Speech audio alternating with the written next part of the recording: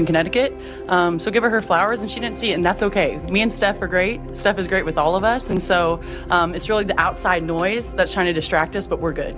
Just because you brought up the play from last game, did you feel like there was more outside noise after that game? You know what? I really don't care. I really don't care anymore. I'm trying to keep the main thing. I think we played an excellent game today against the against the Liberty. Sophie with the sneak diss. They played a good game against themselves. Damn. We played ourselves. Yeah, Hi, Sophie. We won. We shared the ball. I think our defense was really good. I think the third quarter we kind of were a little slumpy, but we got it back, and that's what's important. And we're trying to focus on the big picture here, and I think we really needed this win, and that is our focus. Is every day trying to get better, and tonight we took care of business. Something has gone seriously wrong between Caitlin Clark, the Indiana Fever, and the fans who helped turn this team into one of the biggest stories in women's basketball. And now, Caitlin has chosen a side. After Fever fans loudly booed head coach Stephanie White before a massive game against the New York Liberty, Clark delivered a message that immediately divided the WNBA world. She said the booing made her a little sick. But here's the problem.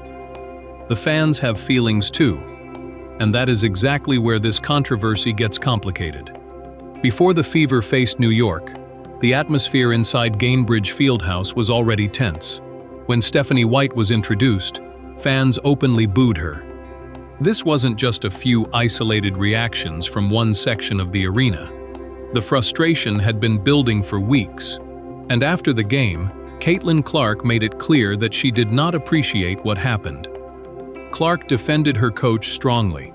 She explained that coaches are human, that criticism can get under their skin, and that the team had each other's backs. She also made another point very clear. The locker room was united. According to Clark, the team wasn't falling apart. The players were focused on basketball, improving every day, and moving forward together.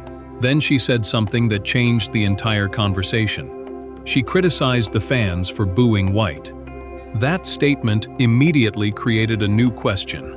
Was Caitlin Clark defending her coach, or was she pushing away the very fans who helped make her a superstar? Because those fans are human too. They aren't simply usernames on social media.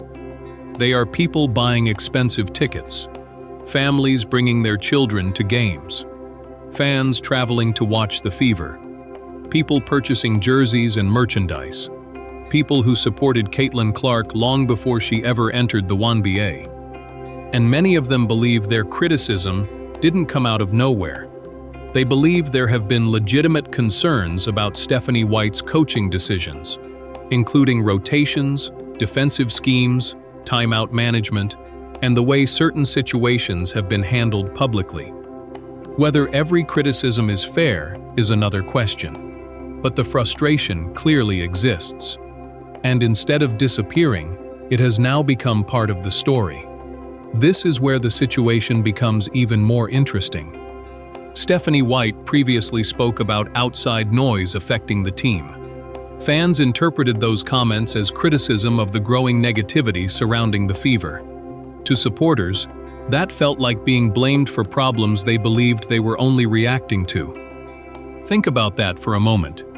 If fans are criticizing poor performances, questionable decisions, or coaching choices, are they actually creating the problem? Or are they simply reacting to what they see? That distinction matters. Because professional sports have always worked this way. Fans pay money. They invest emotionally. They cheer when things go well. And they boo when they believe things are going badly. That doesn't automatically mean they hate the coach or the players. Sometimes, booing is simply the loudest way fans can say, "We don't agree with what we're seeing." And Caitlin Clark is now caught directly in the middle of that battle. If she had refused to defend Stephanie White, the headlines would have been completely different. People would have questioned whether Clark had lost confidence in her coach. They would have talked about locker room tension. They might have accused Clark of throwing White under the bus. So Clark did what many players naturally do. She protected her coach. She protected her teammates. And she protected the unity of the locker room. From that perspective, her loyalty is understandable. But there is another side. Caitlin Clark's popularity was built on an extraordinary connection with fans. Those supporters packed arenas. They bought jerseys. They followed her from Iowa into the WNBA. They defended her through criticism. They helped make her one of the most recognizable athletes in women's basketball. So when Clark says their reaction made her sick, some fans may feel like the relationship has suddenly changed. The same people who helped elevate her now feel like their voices are being dismissed. And that is a dangerous situation for any sports organization. Because fans can accept losing. They can accept mistakes. What they struggle to accept is feeling ignored. The controversy becomes even more complicated because former Fever coach Christy Sides also faced intense criticism during her time with the team. But many fans remember her handling that criticism differently. Instead of publicly blaming supporters, she largely absorbed the pressure and focused on making adjustments. That contrast has become part of the debate, and now the situation has grown beyond basketball. Public officials in Indiana have even weighed in, calling attention to the controversy. That is not something you normally see surrounding a professional basketball coach. When political figures start responding to fan concerns, it signals that the issue has become much bigger than a few angry posts online. And through all of this, the Fever organization itself has remained relatively quiet. That silence raises another major question. What does ownership actually think? Are they completely behind Stephanie White? Are they evaluating the situation privately? Or are they simply waiting for the off-season before making major decisions? Whatever the answer, one thing is becoming increasingly obvious. The Fever cannot afford a permanent divide between the organization and its fan base. This team has experienced enormous growth. Attendance has exploded. Media attention has skyrocketed. Merchandise has become a major part of the story. And Caitlin Clark has been at the center of that transformation.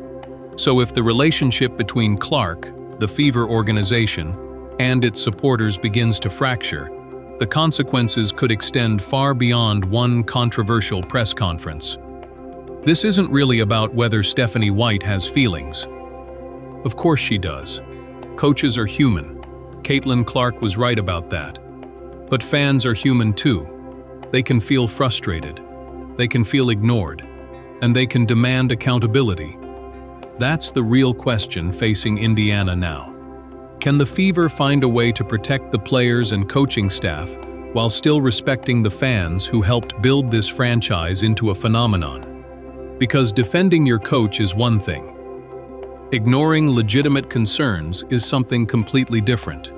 Caitlin Clark chose loyalty. Now the Fever organization has to decide how it will handle everything that comes next. Was Caitlin right to defend Stephanie White so strongly? Or should she have found a middle ground that supported her coach while also acknowledging the fans' frustration? And more importantly, can the Fever repair this relationship before next season begins? That answer could shape the future of this franchise. Let me know what you think in the comments. Was Caitlin Clark right? Or did the Fever just create an even bigger problem by turning their fans into the opposition? Subscribe for more deep dive WNBA stories, because this controversy may be far from over.